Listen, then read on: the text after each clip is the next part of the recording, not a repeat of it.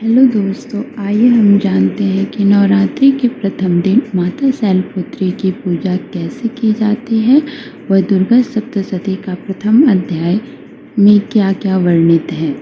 वंदे वांछित लाभाय चंद्राद्रवकृत शेखरम वृषारूढ़ां शूलधरां यशस्विनीम। अर्थात देवी वृषभ पर विराजित है, शैलपुत्री के दाहिने हाथ में त्रिशूल है और बाएं हाथ में कमल पुष्प सुशोभित है।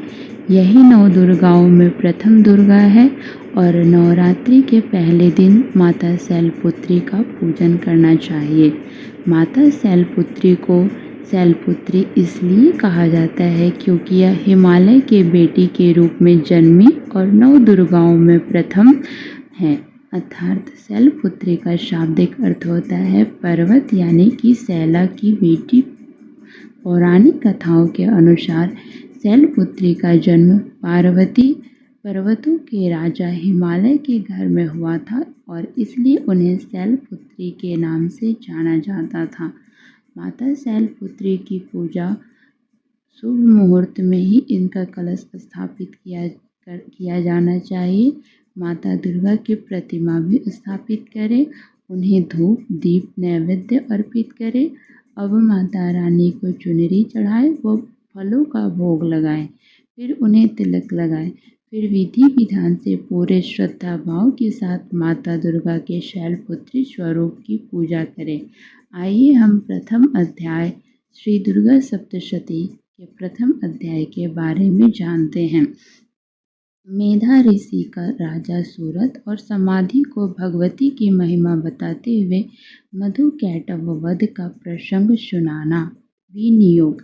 ओम प्रथम चरित्र के ब्रह्म ऋषि महाकाली देवता गायत्री छंद नंदा शक्ति रक्तदंडिका बीज अग्नि तत्व और ऋग्वेद स्वरूप है। श्री महाकाली देवता की प्रसन्नता के लिए प्रथम चरित्र के जप में विनियोग किया जाता है। ध्यान। भगवान विष्णु के सो जाने पर मधु और कैटभ को मारने के लिए कमलजन्मा ब्रह्मा जी ने जिनका स्तवन किया था, उन महाकाली देवी का मैं सेवन करती हूँ। वे अपने 10 हाथों में खड्ग चक्र गदा बाण धनुष परिध शूल भुसंडी मस्तक और शंख धारण करती हैं। उनके 3 नेत्र हैं। वे समस्त अंगों में दिव्य आभूषणों से विभूषित हैं। उनके शरीर की कांति नीलमणि के समान है तथा वे 10 मुख और 10 पैरों से युक्त हैं। ओम चंडी देवी को नमस्कार है। मार्कंडेय जी बोले, सूर्य के पुत्र सावर्णी जो 8वें मनु कहे जाते हैं, उनकी उत्पत्ति की कथा विस्तार पूर्वक कहता हूँ, सुनो। सूर्य कुमार महाभाग सावर्णी भगवती महामाया के अनुग्रह से जिस प्रकार मनवंतर के स्वामी हुए, वही प्रसंग सुनाता हूँ। पूर्व काल की बात है। स्वारोचिस मनवंतर में सूरत नाम के एक राजा थे, जो चैत्र वंश में उत्पन्न हुए थे। उनका समस्त भूमंडल पर अधिकार था। वे प्रजा के अपने औरस पुत्रों की भांति धर्म पूर्वक पालन करते थे, और तो भी उस समय कोला विध्वंसी नाम के क्षत्रिय उनके शत्रु हो गए। राजा सूरत की दंड नीति बड़ी प्रबल थी। उनका शत्रुओं के साथ संग्राम हुआ। यद्यपि कोला विध्वंसी संख्याओं में कम थे, तो भी राजा सूरत युद्ध में उनसे परास्त हो गए। तब वे युद्ध भूमि से अपने नगर को लौट आए और केवल अपने देश के राजा होकर रहने लगे। समूची पृथ्वी से अब उनका अधिकार जाता रहा, किंतु फिर भी वह उन प्रबल शत्रुओं ने उस समय महाभाग राजा सूरत पर आक्रमण कर दिया।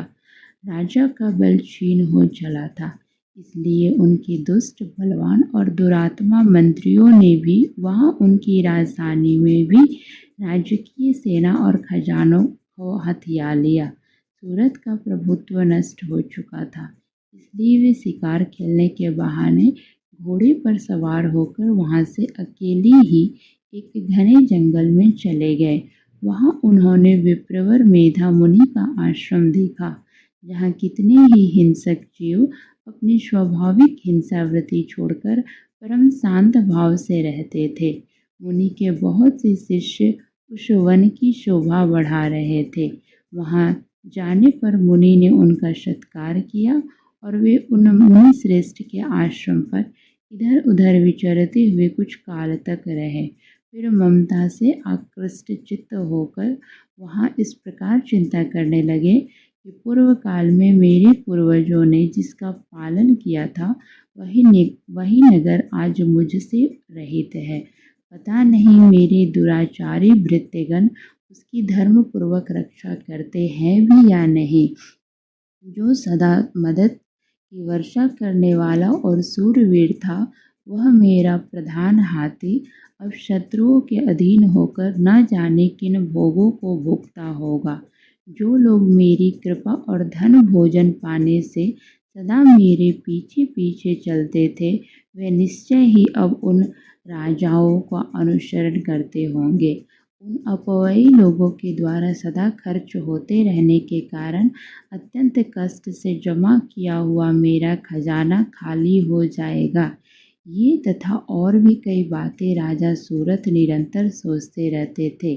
एक दिन उन्होंने वहाँ विप्रवर मेधा के आश्रम के निकट एक वैश्य को देखा और उससे पूछा, भाई तुम कौन हो? यहाँ तुम्हारा आने का क्या कारण है? तुम क्यों शोकग्रस्त हो और अनमने से क्यों दिखाई देते हो? राजा सूरत का यह प्रेम पूर्वक कहा वचन सुनकर वैश्य ने विनीत भाव से उन्हें प्रणाम करके कहा। वैश्य बोला, राजन, मैं धनियों के कुल में उत्पन्न एक वैश्य हूँ। मेरा नाम समाधि है। मेरे दुष्ट स्त्री पुत्रों ने धन के लोभ से मुझे घर से बाहर निकाल दिया है।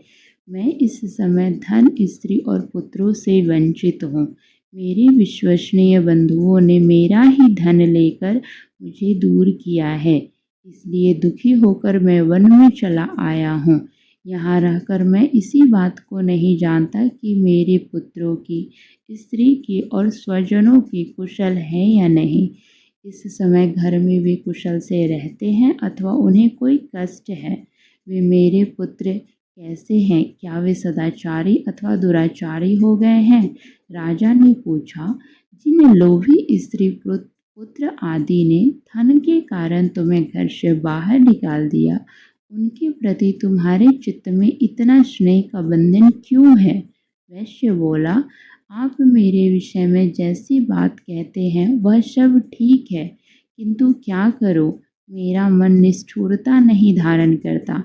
जिन्होंने धन के लोभ में पड़कर मेरे पिता के प्रति स्नेह, पति के प्रति प्रेम और आत्मीय जन के प्रति अनुराग को तिलांजलि दी, मुझे उस घर से बाहर निकाल दिया, उन्हीं के प्रति मेरी हृदय में इतना स्नेह क्यों है? महामते, गुणहीन बंधुओं के प्रति भी जो मेरा चित्त इस प्रकार प्रेममग्न हो रहा है, यह क्या है? इस बात को जानकर भी मैं नहीं जान पाता। उनके लिए मैं लंबी सांसें ले रहा हूँ और मेरा हृदय अत्यंत दुखित हो रहा है। उन लोगों में प्रेम का सर्वथा अभाव है, तो भी उनके प्रति जो मेरा मन निष्ठुर नहीं हो पाता, इसके लिए क्या करूँ? मार्कंडेय जी कहते हैं, ब्राह्मण, तदनंतर राजाओं में श्रेष्ठ सूरत और वह समाधि नामक वैश्य दोनों साथ साथ मेधा मुनि के सेवा में उपस्थित हुए और उनके साथ यथा योग्य न्यायानुकूल विनयपूर्वक बर्ताव करके बैठे। तत्पश्चात वैश्य और राजा ने कुछ वार्तालाप आरंभ किया। राजा ने कहा, भगवन, मैं आपसे एक बात पूछना चाहता हूँ, उसे बताइए। मेरा चित्त अपने अधीन न होने के कारण वह बात मेरे मन को बहुत दुख देती है। जो राज्य मेरे हाथ से चला गया, उसमें और उसके संपूर्ण अंगों में मेरी ममता बनी हुई है। हे मुनि श्रेष्ठ, यह जानते हुए भी कि अब वह मेरा नहीं है, अज्ञान की भांति मुझे उसके लिए दुख होता है। यह क्या है? इधर यह वैश्य भी घर से अपमानित होकर आया है। इसके पुत्र और स्त्री और भृत्यों ने इसे छोड़ दिया है, स्वजनों ने भी इसका परित्याग कर दिया है, तो भी यह उनके प्रति अत्यंत हार्दिक स्नेह रखता है। इस प्रकार यह तथा और मैं दोनों ही दुखी हैं। जिसमें प्रत्यक्ष दोष देखा गया है, उस विषय के लिए भी हमारे मन में ममता जनित आकर्षण पैदा हो रहा है। हे महाभाग, हम दोनों समझदार तो हैं, तो भी हम में जो मोह पैदा हुआ है यह क्या है? विवेकशून्य पुरुष की भांति मुझ में और इसमें यह जो मूढ़ता प्रत्यक्ष दिखाई देती है। ऋषि बोले, महाभाग, विषय मार्ग का ज्ञान सभी जीवों को है। इसी प्रकार विषय भी सबके लिए अलग अलग है। कुछ प्राणी दिन में नहीं देखते तो कुछ रात में नहीं देखते, तथा कुछ जीव ऐसे हैं जो दिन और रात्रि में भी बराबर ही देखते हैं। यह ठीक है कि मनुष्य समझदार होते हैं, किंतु केवल वे ही ऐसे नहीं होते। पशु, पक्षी और मृग आदि सभी प्राणी समझदार होते हैं। मनुष्यों की समझ भी वैसी ही होती है जैसे उन मृग और पक्षियों की होती है, तथा जैसे मनुष्यों की होती है वैसे ही उन मृग और पक्षी आदि की होती है। यह तथा अन्य बातें भी प्रायः दोनों में समान ही है। समझ होने पर भी इन पक्षियों को तो देखो, ये स्वयं भूख से पीड़ित होते हुए भी मोहवश बच्चों की चोंच में कितने चाव से अन्न के दाने डाल रहे हैं। नरश्रेष्ठ, क्या तुम नहीं देखते कि यह मनुष्य समझदार होते हुए भी लोभवश अपने किए हुए उपकार का बदला पाने के लिए पुत्रों की अभिलाषा करते हैं? यद्यपि उन सब में समझ की कमी नहीं है, तथापि वे संसार की स्थिति, जन्म मरण की परंपरा बनाए रखने वाले भगवती महामाया के प्रभाव द्वारा ममता में भंवर से युक्त मोह के गहरे गर्त में गिराए गए हैं। इसलिए इसमें आश्चर्य नहीं करना चाहिए। जगदीश्वर भगवान विष्णु की योग निद्रा रूपा जो भगवती महामाया है, उन्हीं से यह जगत मोहित हो रहा है, खींचकर मोह में डाल देती हैं, और वे ही संपूर्ण चराचर जगत की सृष्टि करती हैं, तथा वे ही प्रसन्न होने पर मनुष्यों के मुक्ति के लिए वरदान देती हैं। वे ही पराविद्या, संसार बंधन और मोक्ष की हेतु भूता है, सनातनी देवी तथा संपूर्ण ईश्वरों की अधीश्वरी हैं। राजा ने पूछा, भगवान, जिन्हें आप महामाया कहते हैं, वे देवी कौन है? ब्राह्मण, उनका आविर्भाव कैसे हुआ तथा उनके चरित्र कौन कौन है? ब्रह्मवेत्ताओं में श्रेष्ठ महर्षि उन देवी का जैसा प्रभाव हो, जैसा स्वरूप हो और जिस प्रकार प्रादुर्भाव हुआ हो, वह सब मैं आपके मुख से सुनना चाहता हूँ। ऋषि बोले, राजन, वास्तव में तो देवी नित्य स्वरूपा ही हैं। संपूर्ण जगत उन्हीं का रूप है तथा उन्होंने समस्त विश्व को व्याप्त कर रखा है, तथापि उनका प्राकट्य अनेक प्रकार से होता है। वह मुझसे सुनो। यद्यपि वे नित्य और अजन्मा है, तथापि जब देवताओं का कार्य सिद्ध करने के लिए प्रकट होती हैं, उस समय लोक में उत्पन्न हुई कहलाती हैं। कल्प के अंत में जब संपूर्ण जगत एकार्ण वर्ण में निमग्न हो रहा था और सबके प्रभु भगवान विष्णु शेषनाग की सैया बिछाकर योग निद्रा का आश्रय ले सो रहे थे, उस समय उनके कानों के मैल से दो भयंकर असुर उत्पन्न हुए, जो मधु और कैटव के नाम से विख्यात थे। वे दोनों ब्रह्मा जी का वध करने को तैयार हो गए। भगवान विष्णु के नाभि कमल में विराजमान प्रजापति ब्रह्मा जी ने जब उन दोनों भयानक असुरों को अपने पास पाया और भगवान को सोया हुआ देखा, तब एकाग्रचित होकर उन्होंने भगवान विष्णु को जगाने के लिए उनके नेत्रों में निवास करने वाली योग निद्रा का स्तवन आरंभ किया, जो इस विश्व के अधीश्वरी जगत को धारण करने वाली, संसार का पालन और संहार करने वाली तथा तेज स्वरूपा भगवान विष्णु की अनुपम शक्ति है। उन्हीं भगवती निद्रा देवी की भगवान ब्रह्म स्तुति करने लगे। ब्रह्मा जी ने कहा, देवी, तुम्हें स्वाहा, तुम्हें स्वधा और तुम ही वशटकार हो। स्वर भी तुम्हारे ही स्वरूप हैं। तुम ही जीवनदायिनी सुधा हो। नित्य अक्षर प्रणवन में आकार उकार मकार इन तीन मात्राओं के रूप में तुम ही स्थित हो तथा इन तीन मात्राओं के अतिरिक्त जो बिंदु रूपा नित्य अर्धमात्रा है जिसका विशेष रूप से उच्चारण नहीं किया जा सकता वह भी तुम ही हो। देवी तुम ही संध्या सावित्री तथा परम जननी हो।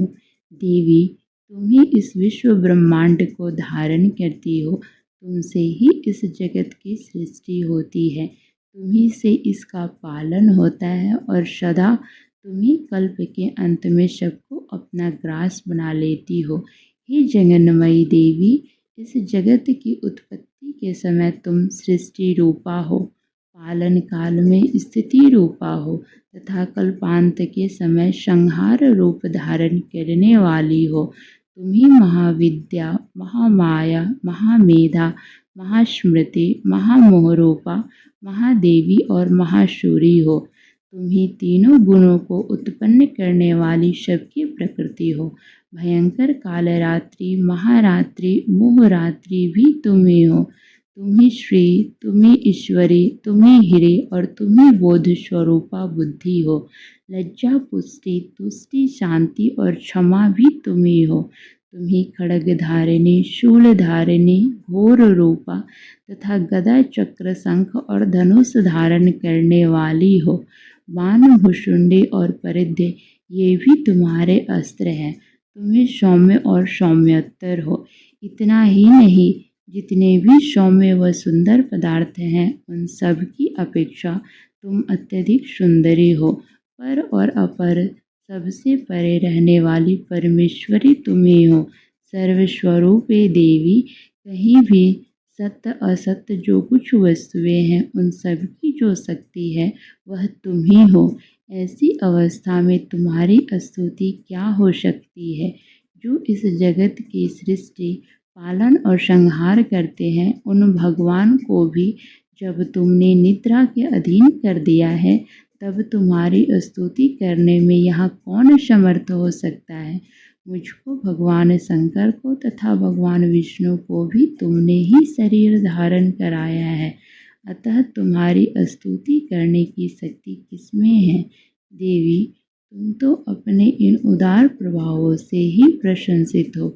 ये जो दोनों दुर्धर्ष असुर मधु और कैटव हैं इनको मोह में डाल दो और जगदीश्वर भगवान विष्णु को शीघ्र ही जगा दो। साथ ही इनके भीतर इन दोनों महान असुरों को मार डालने की बुद्धि उत्पन्न कर दो।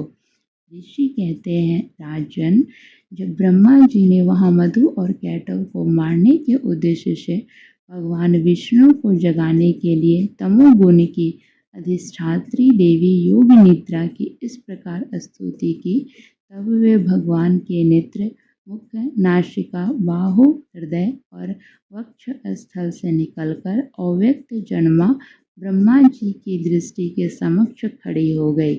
योग निद्रा से मुक्त होने पर जगत के स्वामी भगवान जनार्दन और उस एकार्ण वन के जल में शेष नाग की सैया से जाग उठे। फिर उन्होंने उन दोनों असुरों को देखा। वे दुरात्मा मधु और कैटव अत्यंत बलवान तथा पराक्रमी थे और क्रोध से लाल आंखें किए ब्रह्मा जी को खा जाने के लिए उद्योग कर रहे थे। तब भगवान श्री हरि ने उठकर उन दोनों के साथ 5000 वर्षों तक केवल बाह्य युद्ध किया। वे दोनों भी अत्यंत बल के कारण उन्मत्त हो रहे थे। इधर महामाया ने भी उन्हें मोह में डाल रखा था, इसलिए वे भगवान विष्णु से कहने लगे, हम तुम्हारी वीरता से संतुष्ट हैं, तुम हम लोगों से कोई वर मांगो। श्री भगवान बोले, यदि तुम दोनों मुझ पर प्रसन्न हो तो अब मेरे हाथों से मारे जाओ। बस इतना सा ही मैंने वर मांगा है, यहाँ दूसरी किसी वर से क्या लेना देना। ऋषि कहते हैं, इस प्रकार धोखे में आ जाने पर उन्होंने संपूर्ण जगत में जल ही जल देखा। तब कमल नयन भगवान से कहा, जहाँ पृथ्वी जल में डूबी हुई ना हो, जहाँ सूखा स्थान हो वही हमारा वध करो। जानते हैं कि नवरात्रि के प्रथम दिन माता शैलपुत्री की पूजा और गदा धारण करने वाले भगवान ने सप्तशती दोनों के मस्तक अपनी जांघ क्या वर्णित है। वंदे वांछित लाभाय चंद्राद्रव वृषारूढ़ां शूलधरां यशस्विनीं अर्थात तुमसे देवी वृषभ पर विराजित है। शैलपुत्री के दाहिने हाथ में त्रिशूल है और बाएं हाथ में कमल पुष्प सुशोभित है। देवी नौ दुर्गाओं में प्रथम दुर्गा है और नवरात्रि के पहले दिन माता शैलपुत्री का पूजन करना चाहिए। मेरे द्वारा माता शैलपुत्री को शैलपुत्री इसलिए कहा जाता है क्योंकि यह हिमालय के बेटी के रूप में जन्मी और 9 दुर्गाओं में प्रथम। सब्सक्राइब जरूर करें। शैलपुत्री का शाब्दिक अर्थ होता है पर्वत